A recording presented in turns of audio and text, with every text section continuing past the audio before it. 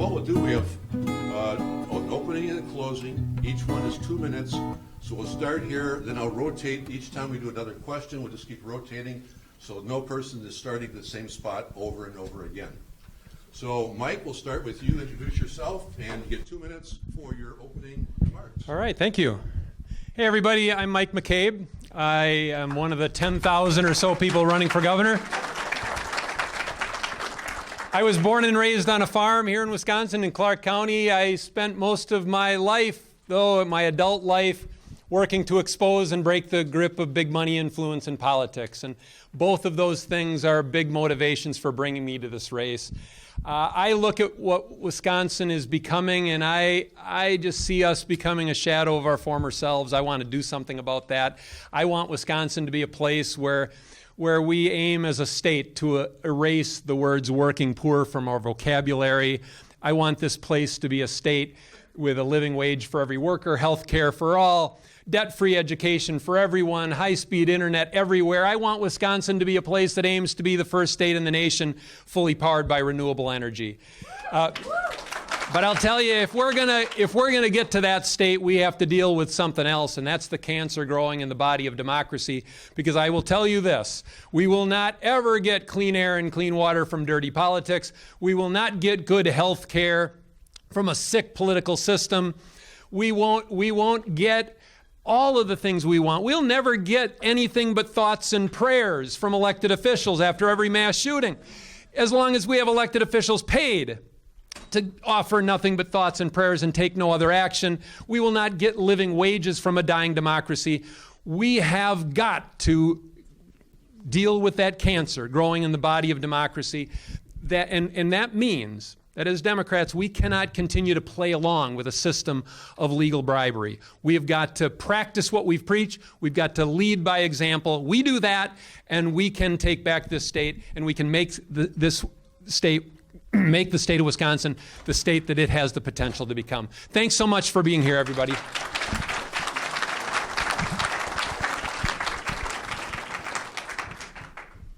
All right, everybody, I'm not Andy Gronick, obviously. I'm Brandon Weathersby. I'm his communications director, and he's very sorry that he couldn't be here today. He spent the morning marching with students in Milwaukee for the March for Our Lives, and today, right now, he should just have wrapped up with the 4th CD at their convention. But I'll tell you a little bit about Andy in case folks in here don't know him. He's a Milwaukee area businessman. He spent 35 years in the private sector doing a really tough job, which is dropping down into crisis situations, dealing with struggling companies, and making sure that they were connected with the resources they needed to turn around and create good paying jobs in their area and in their communities. He built that business, which is called AccuVal. He built that business into international prominence. It's a very, very impressive feat. And so this was someone who, even though he was having a lot of success in the private sector, continued to feel like they could do more. They knew their set of skills. They knew what they had to contribute to their state, and just knew that if they had the chance to do it one day, that they'd do a little bit more for the city of Milwaukee, or he'd do a little bit more for the state of Wisconsin. And so now here we are decades later, and he has that opportunity. He looks at the state of Wisconsin and sees the separation here, sees how divided the state is, sees how Scott Walker's divide and conquer strategy has worked to perfection for everyone except the people of the state of Wisconsin. You got Scott Walker and his friends who are reaping all the benefits, but not people here in this state. So what Andy would like to do is Andy wants to do exactly what he did for 35 years in business: bring people together, have real conversations about the real problems facing each and every one of you in this room and across the state, and come together with innovative solutions that can get the job done, that can make sure that he can deliver when he's in the governor's chair. That's something that we need in this state right now. And I'll tell you this, is that one thing that I know about Andy personally, and the reason I love to work for him and fight for him each and every day, is that he is a fighter. And he's someone who is very, very passionate about getting things done when he is the executive of the state. And he'll do that as your next governor. Thank you very much.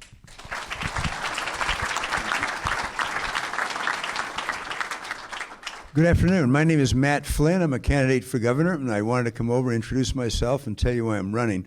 First of all, I'd like to introduce my wife, Mary, who's with me. Mary and I have been married 41 years. She's originally from Monroe, Wisconsin, and it's good to be back over here. Very briefly, my background, I'm a Navy veteran. I was the chair of this party, the whole state party, for 2 terms when we elected Tony Earl, re-elected Senator Bill Proxmire, retired our debt, unified our party, and I was the co-chair of John Kerry's primary campaign back in 2004. This state, our state, used to be known for honest government, clean water, and high wages. Today, it's known nationally for corrupt government, dirty water, and low wages. And I'm going to turn that around. Now, 2 minutes isn't a lot of time to talk about a lot of issues, but I will say this. I was very moved just before this forum in sitting in on part of the criminal justice workshop. And I want to tell you that one of the key issues in my campaign that I announced several months ago is the full legalization of marijuana. Full legalization for medicinal, recreational, any purpose, taxed, regulated for people over 21. And I will pardon anybody in this prison or jail system as the governor of this state who's in there for possession offenses. If there's no violence or gang activity, they get pardoned. I'm going to empty the jails and prisons of this state of a lot of low-level possession offenders. Mary and I live in Milwaukee, and there is a disparity, a racial disparity, but there's a rural-urban disparity. You go north of Highway 29, there's a lot of people who are in there too, and it's just dead wrong, and I'm going to do something about it. I'm going to be very forceful, Governor, and I'm looking forward to the questions, and I'd like to earn your support on August 14th. Thank you very much.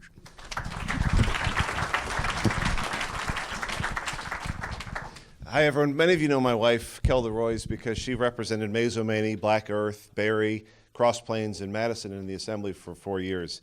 I am not Kelda Royce, of course.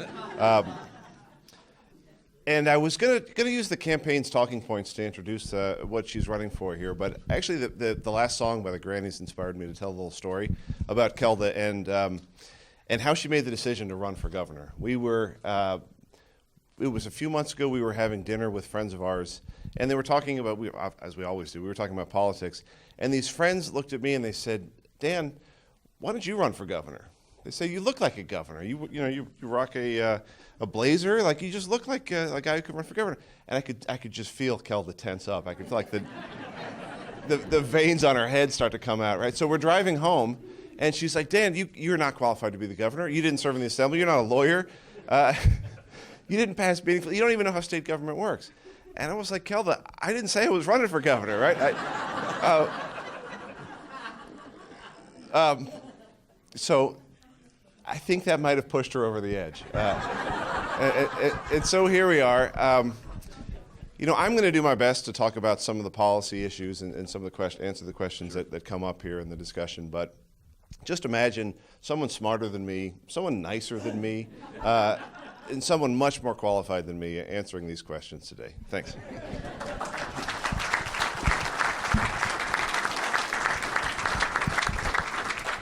Thank you. I'm Kathleen Beinhout. I was in the Capitol yesterday working on a lot of work that happened because of a very crazy week in the Capitol. And I took a phone call from a man from Kenosha who said, I just read your column and I realized that I have a van that is worth more than $10,000. And with the new special session bills that I call kick people when they're down, I'm going to lose my health care. His name was Raymond. He's in a wheelchair.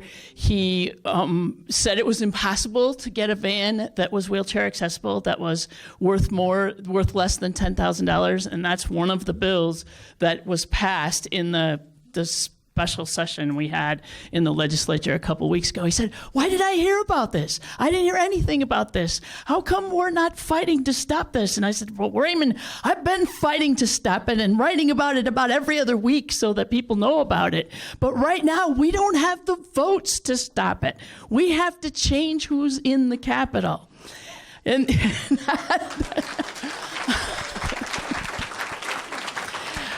for me, yesterday afternoon, and it was about 5 o'clock, and I'm, thinking, oh my gosh, I want to be able to veto these horrible bills, but better yet, be signing a whole bunch of really good legislation.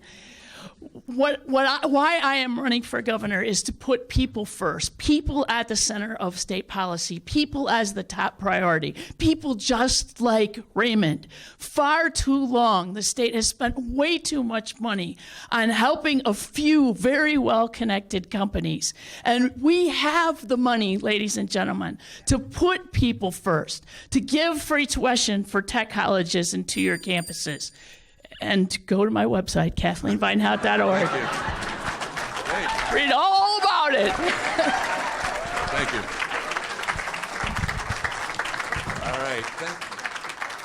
Great warm up. Here's our first question. This will go to Brandon. We'll just be rotating down the line here.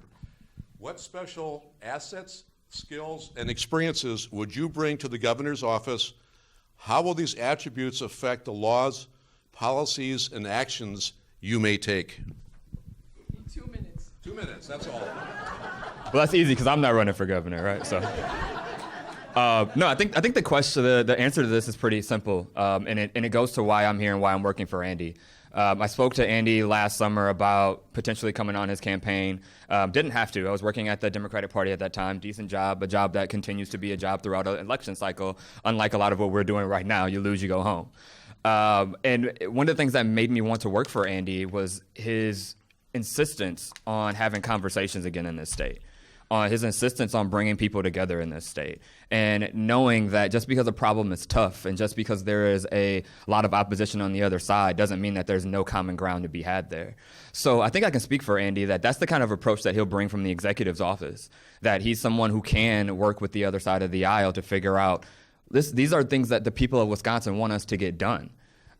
Let's get it done. Let's work together to find that common ground and make it happen, whether it be on jobs, schools, roads, healthcare.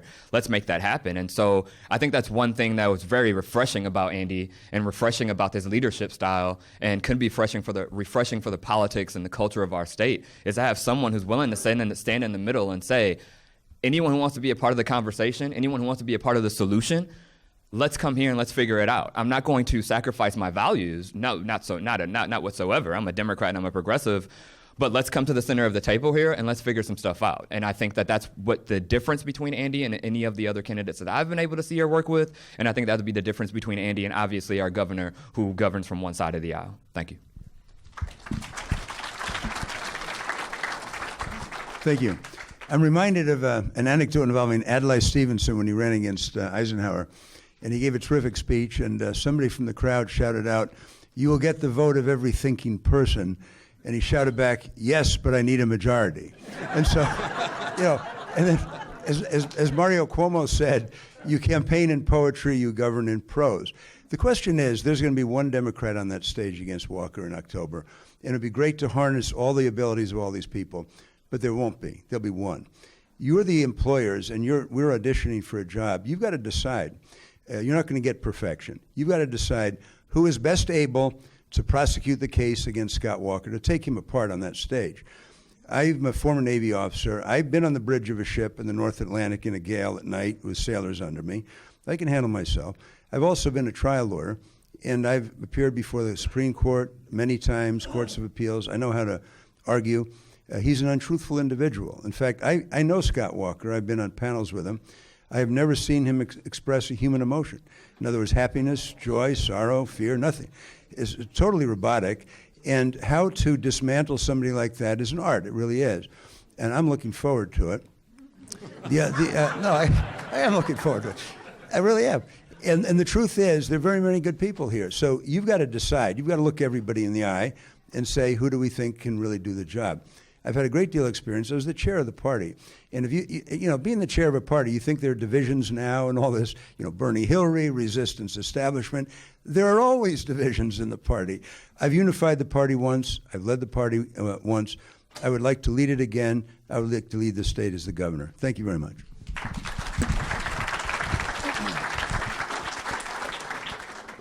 Two attributes come to mind with Kelda that I think really stand out for me. The first takes me back to her first race for Assembly. It was 10 years ago now. She knocked on over 20,000 doors, maybe knocked on some of your doors as well. And the way she did it, I found remarkable. We had just met. We were still dating at the time, actually, but I was driving her to a lot of these different doors. And for those of you who've done doors, you knock on the door and you have a message and you want to get the message out to the person. She took the opposite approach. She knocked on the door, people would come to the door, and she just asked them, what is it that's on your mind when it comes to state government? What can we do better? And she would wait. And there would be these ridiculously awkward pauses because she would just wait and then give it 30 seconds, give it however long it took. People would just gush out with the thoughts that were in their head. So I think that's the first thing for me. Is she's a great listener, just fantastic. The second is that we have a constant reminder of the priorities of the next generation in our house. We're raising 4 girls, and the example that comes to mind is after the Parkland shooting recently. My daughter Erin, who's 17 years old and is a senior at West High School, she came home and she said, "Kelda, for the first time, I mean, there's been school shootings after school shootings, but for the first time, I'm actually fearful when I go to school, and I don't know what to do about it, and can you help me think this through?" The next week, we found out that our 4-year-old daughter, who's in preschool, has been doing active shooter drills in the preschool. So this is something where, when we wake up in the morning, we are thinking about what do we do to make this a better world for the next generation.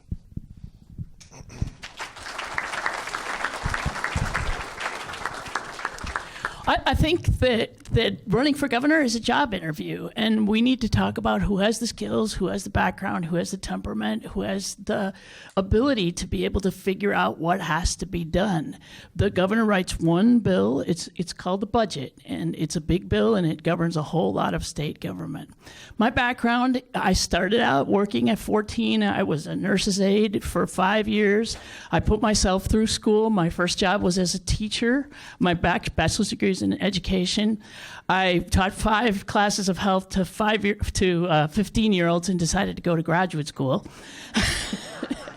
I focused on health. I'd worked in healthcare. I went back to working in healthcare. Eventually, I got my doctorate and went in to be a professor. I spent 10 years as a university professor. I know healthcare, the health policy, the details. Healthcare is the largest single part of the state budget. It's growing faster than any other part of the state budget.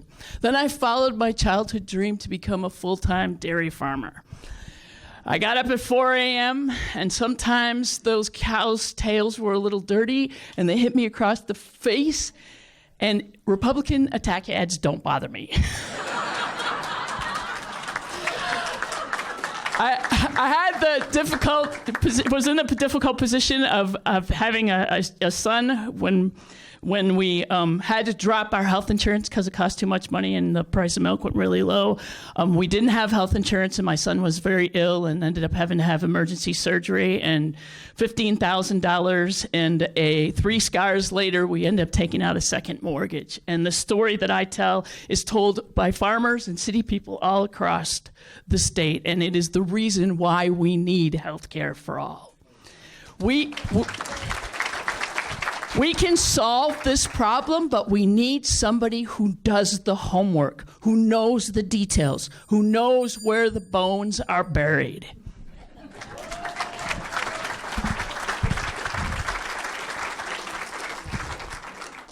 My time around the state capitol dates back to the early 1980s, so it's been over 30 years. I have been around that place long enough to actually have witnessed the people's business being done in a way that earned Wisconsin a reputation from coast to coast as a beacon of clean and open and honest government. And I've watched our state's political culture poisoned. Now, my life's work has primarily been as an independent watchdog. That work put me in a position of calling out Democrats and Republicans when I saw wrongdoing or unethical conduct, and I'm proud of that work. But what that work also taught me is that all the people who've done most of the running for office and most of the holding of offices all these years in the past decades have allowed our political culture to be contaminated. They have presided over the people's business being done in a way that dishonors our state. And we desperately need to shake up and transform a political system that works so very well for those at the top, a wealthy and well-connected and privileged few, and ignores the wishes of regular people. My life's work has been devoted to trying to break the grip of that big money influence and get regular people in the driver's seat of our government. That is what we need in a governor. We need a transformational governor who will be dedicated to the idea of getting regular people in the driver's seat of our government.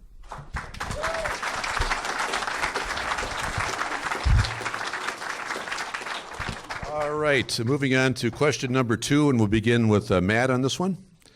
What are the 3 most significant statewide issues you will concentrate on during your campaign, and why? 3 most significant issues.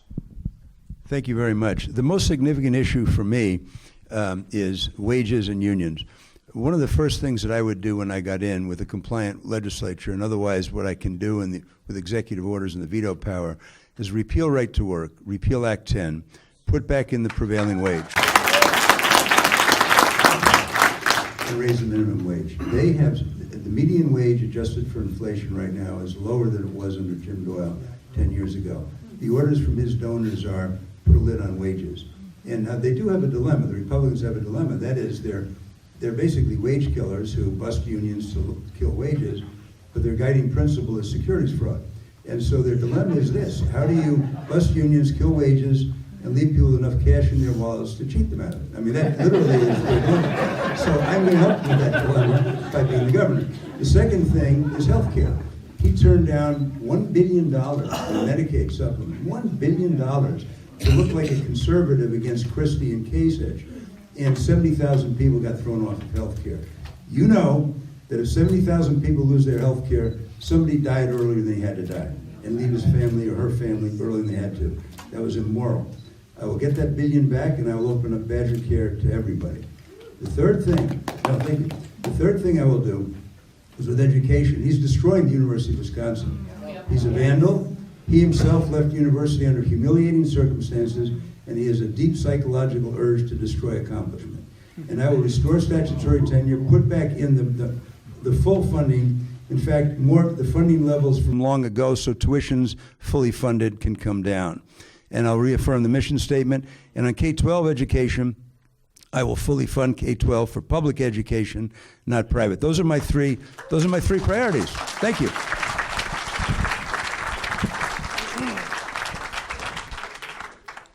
So I'm going to ask you to do something that candidates do at every one of these forums, and I've never seen anyone in the audience actually do. I'm going to direct you to Kelda's website, and nobody pulled their phone out, so nobody's actually going to look at her website. But oh, there you go. There's one. There are 4 topics on her website when it comes to issues that matter most to Kelda. They are driving the next generation of economic development in our state, moving away from Foxconn, improving the health care delivery in our state, so taking the federal funds, expanding Badger Care, as she's done when she was in the Assembly when she co-authored a bill with Senator Vinehout to do just that. Reinvesting in education and addressing gun reform in our state.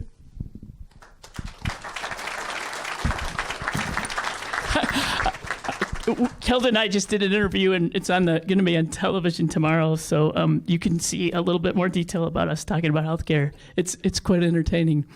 I think of 3 priorities. We talked about healthcare. I want to talk a little bit about K-12 education. A lot of the suffering that's happening right now with our schools and the anxiety related to our schools has to do with a lack of infrastructure and a lack of investment.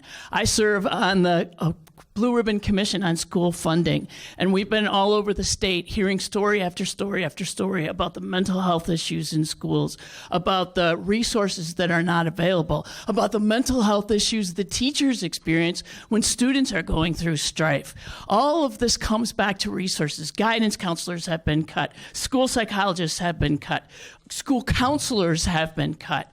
The resources are not available, and it has to do with an investment that we need to make in K-12. I've written 4 alternatives to the governor's budget. Each time, I completely changed the funding formula so we recognize that it costs more to educate a child in poverty, or a child who doesn't speak English as their mother tongue, or a child who is disabled. We need to change the way we fund schools, and it can be done with the same dollars if we reform what's happened to the Wisconsin Economic Development Corporation, and we stop all these cash payment subsidies that are going out to companies who are simply not delivering.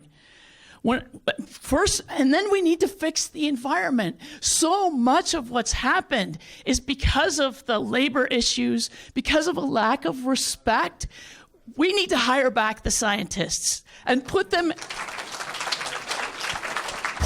to work helping us deal with climate change. We need to hire back the inspectors and inspect the CAFOs, inspect the sand mines. Again, go to the website, KathleenBeinhout.org.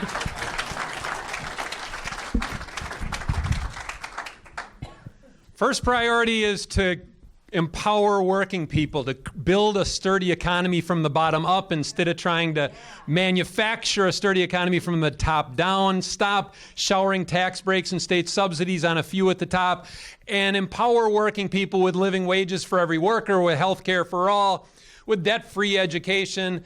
That's the first priority, is creating a sturdy economy from the bottom up. I call it geyser economics. Economic prosperity gushes up, it does not trickle down. Second priority is to take care of the land and the air and the water. We do that in 2 particular ways. One, we put the government on the side of the energy revolution. Our goal should be to make Wisconsin the first state in the nation fully powered by renewable energy. And we also have to put the government on the side of small-scale sustainable agriculture instead of the massive-scale industrialization of agriculture. And priority 3 is ridding our state of the cronyism, corruption, and legal bribery that has taken a stranglehold on the state capital and our state. We have to change that, and when we do that, we can accomplish the other 2 priorities.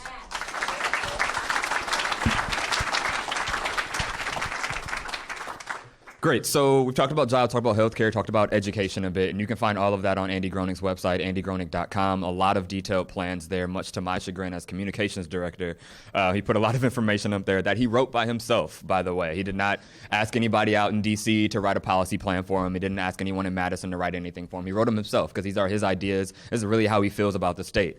While I probably only have a minute now to answer the question, I'll give you one idea here, as you can go to the website and find the others.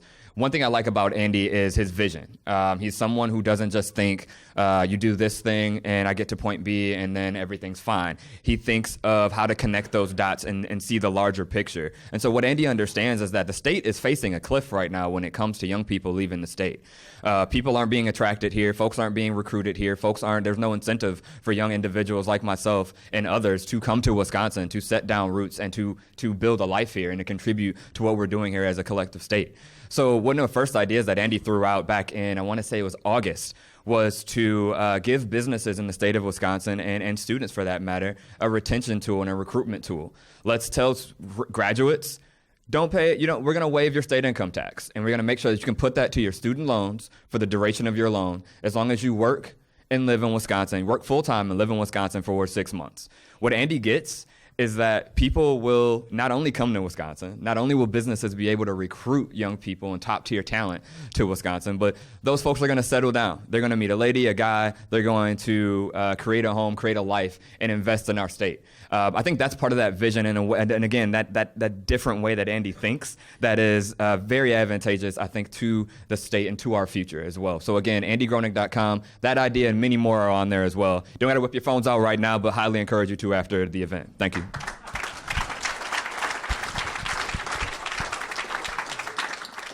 All right, our final question before we do the closing comment round goes to Dan. You'll be starting. On August 15th, the day after you win the primary, a major job before all of us will be to unite the various Democratic factions to bring about a fall victory. What steps will you take to bring together the rural and urban electorate and progressive and traditional wings of the Democratic Party?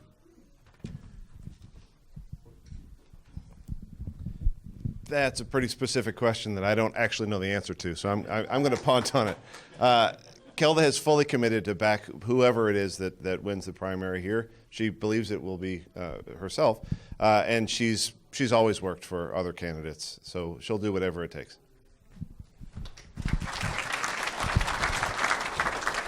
The first thing we need to beat Scott Walker is a message. We need to have a message that puts people first. When we think about what that means, it's immediately clear that people are not first right now. Yesterday, I also got an email from a man from the Fox Valley. And he wrote and he said, I've been a Republican all of my life, but I feel like I'm on the out. And if you win that primary, I want you to come up here in Oshkosh and put a yard sign in my yard. Now, I want him to vote in the primary, so I'll be working on that part. But when you think about putting people first, it totally changes the dynamics. It changes the dynamics so that all of a sudden we're thinking about policies that make a difference in people's lives. We know that Trump won because Democrats and those who vote Democratic stayed home. It was a separate group of people that came out. Many of them registered for the first time and voted for Trump. Trump got the motivated people. He didn't get Hillary got the motivated people, but didn't get the people who weren't motivated. We need to motivate those people, and we motivate them by talking about things that matter in their lives. When I think about who that person is, we already have the votes we need in Madison and Milwaukee. We got as many seats as we can possibly get there. We need to elect Democrats in seats in the West, in the North, in the Fox Valley. I won in a district that Scott Walker won 3 times, in a district that Trump won. My county is 13,000, counting the cats and the dogs. 70% of the voters voted for Trump, and yet I consistently win because I talk about concepts, ideas, programs that make a difference in people's lives, like health care. Thank you.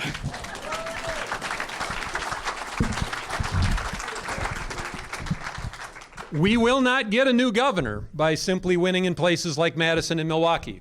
I come from a small town of only 200 people that had the distinction in the last election for governor of giving Scott Walker his biggest percentage margin of victory of any community in the state of Wisconsin. That's my hometown of Curtis. And that place was represented by Democrats in my youth.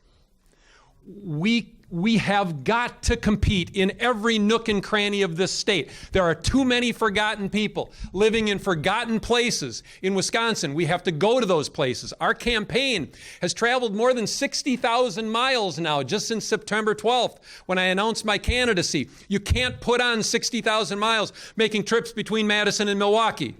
We have got to go everywhere in Wisconsin and compete everywhere and take our message everywhere. And that message does not have to change. It does not have to change one iota when you go to Minong as when you're in Milwaukee. We have to take a message all across the state, rural and urban. I have the advantage of having spent well over 2 decades of my life living way the hell out in the country. And I have also lived in the city. I've straddled those 2 worlds. It is essential that we straddle those 2 worlds if we are going to get a new governor in the state of Wisconsin.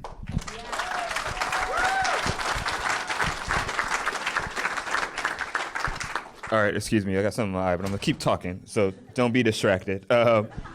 Those ideas I told you about in the last answer that Andy put together himself, those ideas came from him traveling the state and speaking to people in towns big, medium, and big, medium, and small. That's how size works. And before he announced for governor, he ran across the state for 18 months, holding what he called kitchen table conversations, saying, I don't care what allegiance you are, which party you are, what part of the state you're from. Come down, sit down, let's have a conversation about what's working in your life and what isn't working in your life. Those conversations spawn the ideas that are on our website right now at andygronek.com. And that's what we are doing in this campaign still. We just traveled to the Northeast and the central Wisconsin last week, having these similar kinds of conversations, because we know that, yes, we have to play everywhere. And yes, we have to have a message that plays statewide, but we also have to listen to people. There are people all across the state that feels like Madison and that state house is not listening to them. So we can come into their backyards all day and say we have all the answers. It's not going to be that effective, and Andy knows that. Andy understands that for 35 years, he dropped into crisis situations. And the reason he was able to get results at these big businesses where everything's on the line. Your business is on the line, your livelihood is on the line, but he was able to get results because he never divided or attached himself to one divided side or the other. He said, let's come down, let's sit here, and let me listen to your concerns. Let me listen to what's working, what isn't working, so that I can figure out the details, so I can create a plan that works for everybody here, something innovative, something we haven't seen before, and that actually achieves the goals that you need. That's the kind of campaign we're running, because that's the kind of guy Andy is, and that's how he'll run. That's how he will also govern when he's governor next year. Thank you.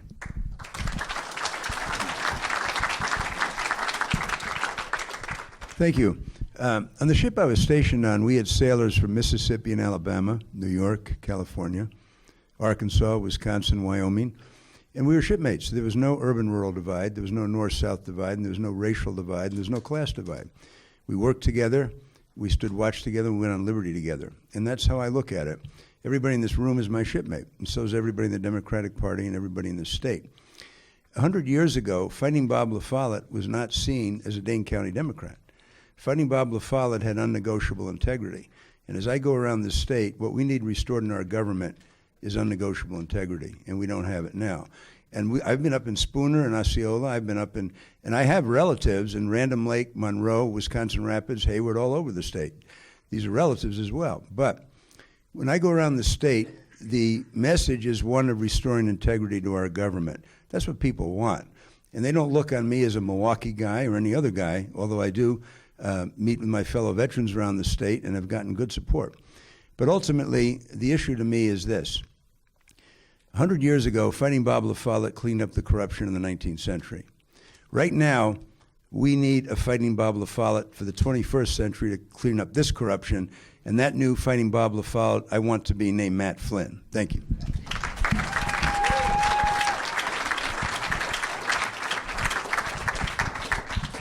All right, that finishes our questions. As I mentioned, we had 3, and now we'll start closing rounds. And Kathleen, you have first. Go at it. Thank you. In 2016, my state rep lost. His name was Chris Dano. He was one of the last rural Democrats in the state assembly. After that happened, I went on a personal journey to try and understand what happened in my backyard in western Wisconsin. I sat in the courthouse and physically counted new voter registration applications. I counted 1,664, which was 12% of the total vote and 24% of the vote in Whitehall, the county seat. I've heard a lot of pundits talk about western Wisconsin and what happened to Wisconsin in 2016. And they think that a whole bunch of people voted for Obama in 2012 and voted for Trump in 2016. And I knew that was wrong. What I discovered is that different sets of voters went to the polls in 2012 and 2016. This has huge implications for us winning in 2018 because we don't need to talk Trump light. We don't need to talk angry white man. What we need to talk is about putting people first. It's about policies and messages that make a difference in people's lives. When we come to win on Election Day, we win because we motivated people to come out and vote for something that changes their life, that they can truly believe in. When we put people first, that's a message that's repeatable. It's believable. It's something that everybody can relate to. When I think about how we win, we need a campaign that's grassroots, that's bottom up. We need a candidate that's enthusiastic and exciting. We need a strategy that works all across the state to talk to people about what wins in their neighborhood. That's the kind of campaign I'm running. And I humbly ask for your vote and ask you to join us. Thank you.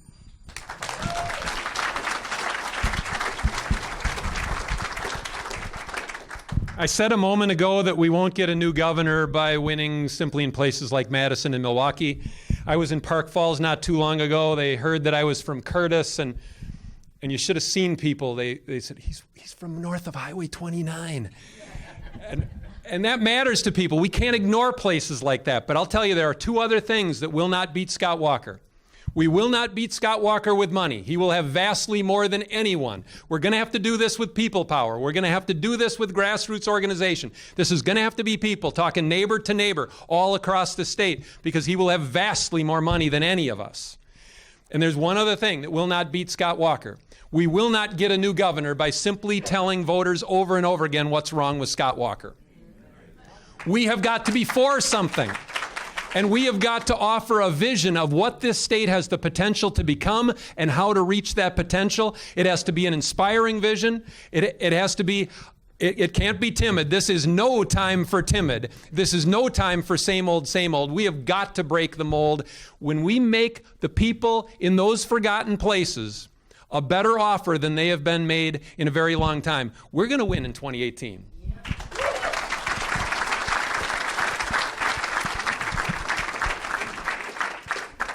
So I'm going to pull out an Andyism for you. This is one of the things that he does a lot of times around the state. But I think it's an important exercise. Because a lot of times we have these forums and there's 5 or 6 people on stage and you hear a lot of ideas. But what you got to do when you go in your home or in your car on your drive home, before you start up the car actually for this particular exercise, close your eyes and think about who you think can go toe-to-toe with Scott Walker. It's October. It's the 2 weekends before Election Day. Who's going to go toe-to-toe with Scott Walker? Is it someone who looks and sounds like everyone else that has lost to Scott Walker 3 times before? Or do you think you need something new? Do you think you need somebody who's going to bring some fresh leadership, to some pragmatic ideas, some common sense ideas to that stage and call out Scott Walker for what he is? That is a professional fundraiser. That's a failed governor. And give a vision for this state that is optimistic, that is born from the ideas of everyone here in this room and rooms just like it across Wisconsin. That's who Andy is. Andy's not the same old book that you have read before. Andy is a new chapter, a new verse, and it's a good song. And I'm prepared to sing it as his comms director, and I think the rest of the state will be prepared to do so as well when they think about who can beat Scott Walker in the fall. That's Andy. That's someone who is not a politician. That's someone who's coming from the outside, who understands what needs to be fixed in this state and in our politics, and has a very, very successful track record of doing that in the private sector, and will replicate that in this sector of politics and in the State House next year. Thank you.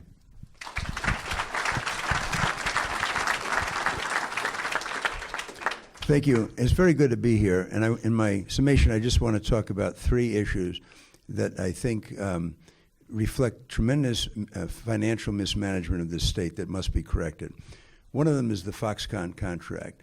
Now, this is a contract where Scott Walker, in my view, so that he can say he created some jobs and go on television, just unwisely gave actually $4.5 billion to a company from Taiwan that does much of its work in mainland China. $4.5 billion, $300 million a year for 15 years. They are under investigation in mainland China right now for securities fraud in an IPO, for labor fraud, and for pollution. Now, Communist China, an authoritarian government, has crooked laws themselves. If they think that Foxconn is bad by their standards, what are we doing letting them into Wisconsin? And what are we really doing giving them $4.5 billion? Please, okay? Then they said, well, exempt us from your wetlands. Yes, sir. Exempt us from the environmental impact statement. Yes, sir. Let us take a little over 2 billion gallons a year out of Lake Michigan and restore 65% of it in semi-polluted form. Yes, sir.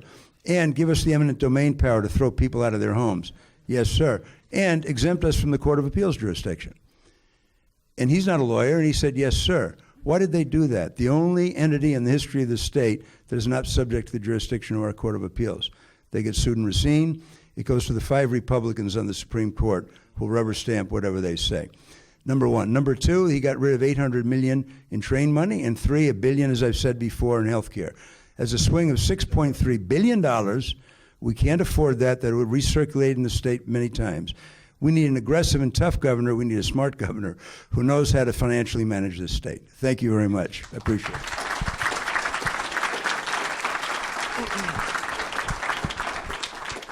it. I realize as I'm sitting here, I badly misunderstood the previous question, which is, I think, an artifact of, and yet another reason of why I'm not running for governor.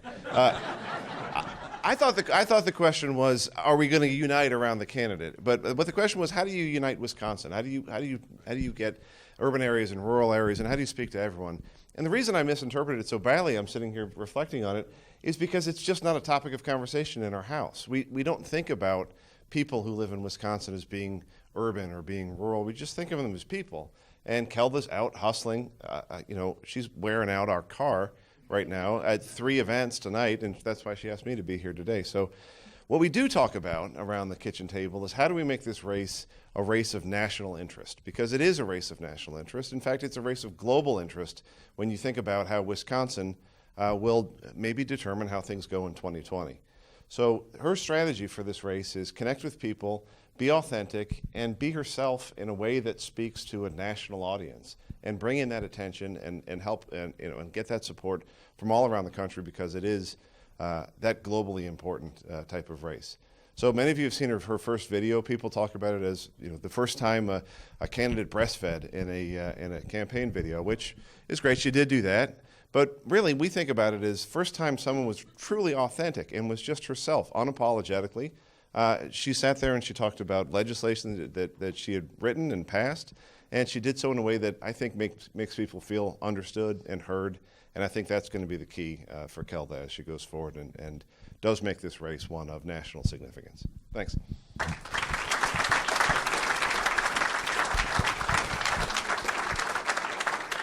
All right, you've heard these 5 campaigns and their either candidates or their spokesmen say what had to be said.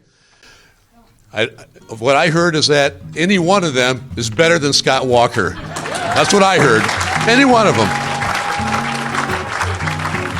Including Dan. Yeah, he's not even running.